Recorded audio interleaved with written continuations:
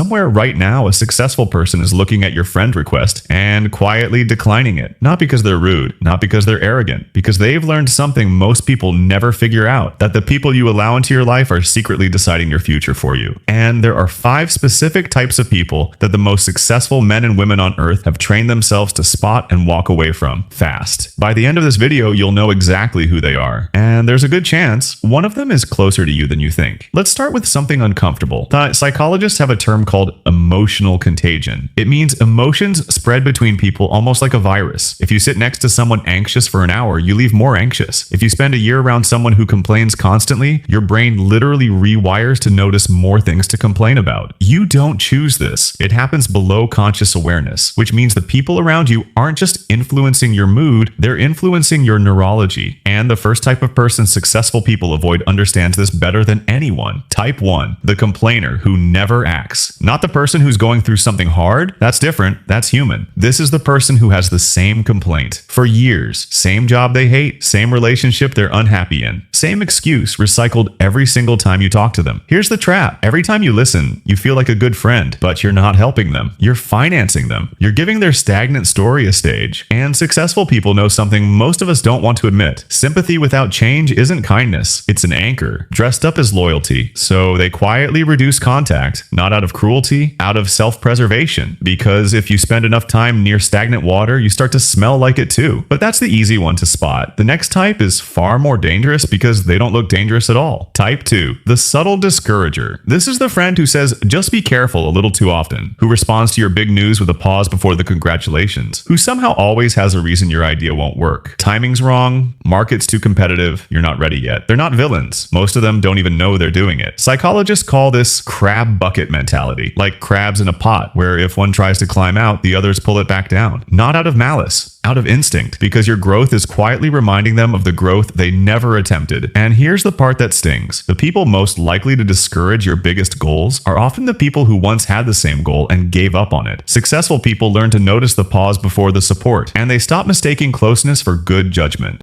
Now here's where it gets personal, because type 3 isn't someone in your circle, it's the loudest voice in your own head, borrowed from someone else. Type 3, the comparison trap. People who only show up when you're winning. You've felt this before. You post something good happening in your life, and suddenly, people who never message you, not to celebrate, to ask questions that feel like judgment wearing a smile. Oh, how much did that cost you? Must be nice. Careful, don't let it go to your head. Successful people have a name for this in private. Audience, not allies. These people didn't walk with you through the hard part. They only show up for the highlight reel and only to make sure you don't feel too good about it. So here's the pattern the most successful people quietly follow. They stop announcing their moves. Not because they're hiding, because silence protects momentum. There's a reason you rarely hear about a deal until it's done, or a goal until it's already achieved. The energy you spend defending your dream to people who never believed in it is energy you could have spent building it. We're halfway through the list, and the next one is the one that catches the most people off guard because it doesn't come dressed as an enemy. It comes dressed as an expert. Type 4, the perpetual critic disguised as just being honest. Every circle has one. The person who tears apart every idea, every decision, every plan, and calls it honesty. Here's the psychological trick they're pulling, often without even realizing it. Constant criticism feels like intelligence. It feels sharp.